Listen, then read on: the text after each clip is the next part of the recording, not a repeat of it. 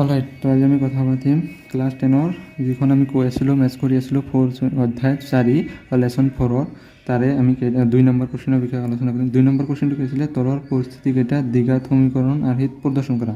আমি আৰু ইয়াত কি কৈছে যে সমীকৰণৰ কেইটা অকল দ্বিঘাত আৰ্হিত প্ৰকাশ কৰিব লাগে। আমাৰ দ্বিঘাত সমীকৰণটো কি আছিলে ফাৰ্ষ্টত মনত কৰিব লাগিব, তাৰপিছত আমি আৰ্হিটো বনাব লাগিব। তাতে কি দিয়া আছে, আয়তাকাৰ মাটি টুকুৰাৰ কালি কিমান দিয়া আছে 528 বৰ্গমিটাৰ, মানে এখন আয়তাকাৰৰ মাটিৰ কালি দিয়া আছে 528 বৰ্গমিটাৰ।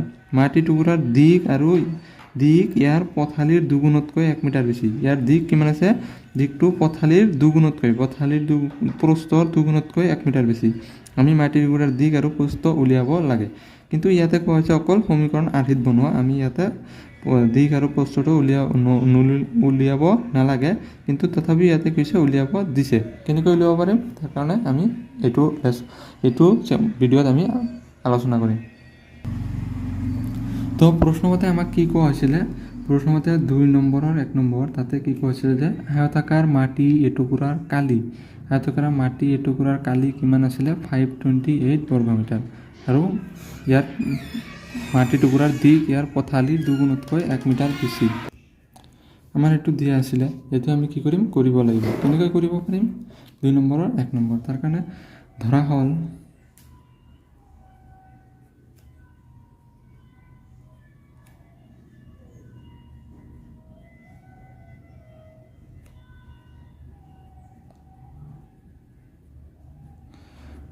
হ'ল মাটি টুকুৰাৰ প্ৰস্থ ইকুৱেল টু x বৰ্গ মিটাৰ, প্ৰস্থ x, তাৰপিছত x মিটাৰ বুলি ধৰা, প্ৰস্থ x মিটাৰ, আৰু ইয়াৰ দিক কি হ'ব, দিক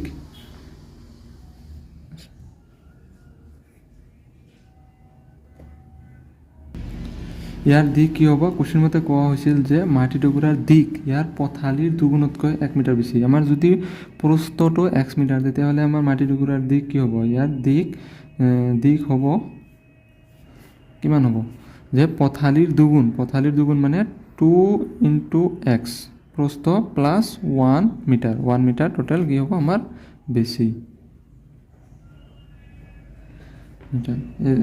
According to the question, আমাৰ প্ৰশ্নমতে কি দিয়া আছে যে মাটি টুকুৰাৰ কালি হ'ল 528 বৰ্গমিটাৰ। আয়তৰ কালি কি আছিলে, আয়তৰ কালি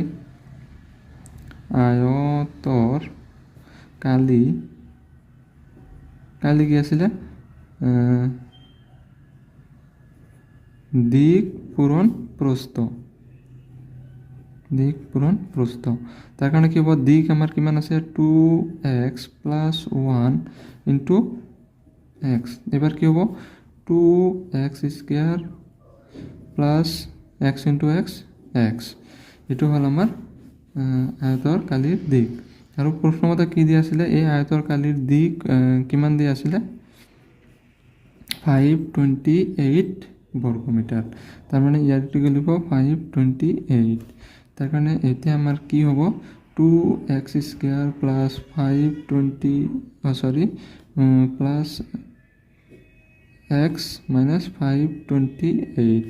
= 0। এইটো আমি কি কৰিব লাগিব, এতিয়া সমাধান কৰিব লাগিব। আমাক কি কৈছিলে কুৱেশ্যন মতে যে তলৰ দ্বিঘাত সমীকৰণ আৰ্হিত প্ৰকাশ কৰা, অকল আৰ্হিত প্ৰকাশ কৰা হৈছে, মানে এইখিনি কৰিলে হৈ যাব। তাৰপিছত চোৱা আমাৰ 2 নম্বৰ সমীকৰণ কি হৈছে, দুটা ক্ৰমিক যোগাত্মক অখণ্ড সংখ্যাৰ পূৰণফল 306। দুটা ক্ৰমিক যোগাত্মক অখণ্ড সংখ্যাৰ পূৰণফল দিয়া আছে 306। আমি সংখ্যা দুটা উলিয়াব লাগে। তেনেহ'লে আমি এতিয়া আমি চাব লাগিব 2 নম্বৰ কি আছে, এইবাৰ কি কৰিব লাগিব, ধৰা হ'ল প্ৰথম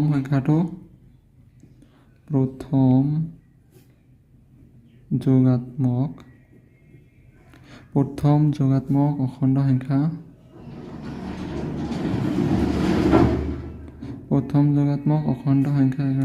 x। কোৱা হৈছে যে দুটা ক্ৰমিক যোগাত্মক সংখ্যাৰ, আৰু দ্বিতীয় সংখ্যাটো কি হ'ব,